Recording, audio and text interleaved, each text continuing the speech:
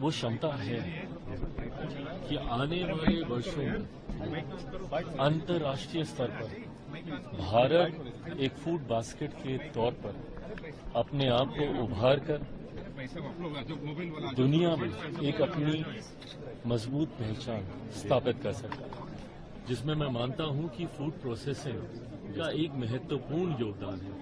ये एक ऐसा क्षेत्र है जिसके माध्यम से न सिर्फ हमारे अन्नदाता, हमारे किसान भाइयों की आर्थिक स्थितियों को मजबूत बेहतर कर सकते हैं, बेरोजगारी की समस्या पर काफी हद तक हम लोग नियंत्रण पा सकते हैं और साथ ही साथ देश की अर्थव्यवस्था को और मजबूती देने में फूड प्रोसेसिंग इंडस्ट्री एक महत्वपूर्ण योगदान रहा है और आने वाले दिनों में इसको और कैसे बढ़ाया जा सके उस क्षेत्र में, उस दिशा में हम लोग मिलकर कार्य कर रहे हैं।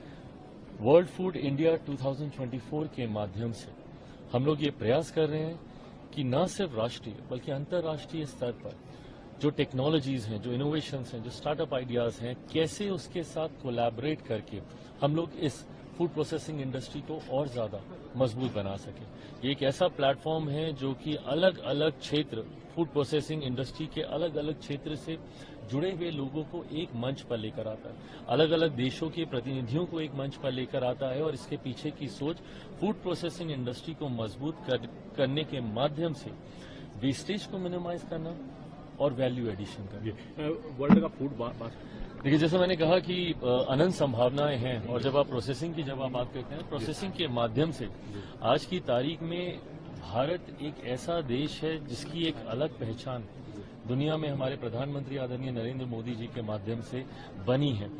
इस पहचान की वजह से हर देश चाहता है कि भारत के ब्रांड्स, भारत के प्रोडक्ट्स उनके देश में आए।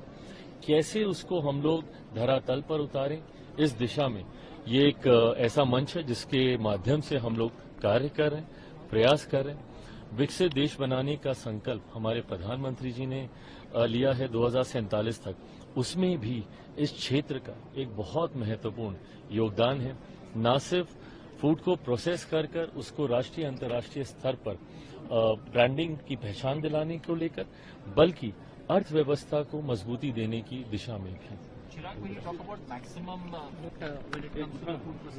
So when we talk about minimum wastages, there are many technologies, that we are introducing in this sector. As I just mentioned in my speech also, irradiation is one of them.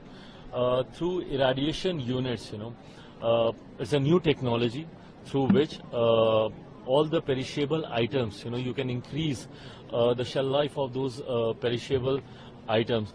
So we are trying to incorporate these technologies, and then yes, the basic ideas to provide a ecosystem, where the wastage can be reduced through cold storage, the complete cold chain, the whole ecosystem.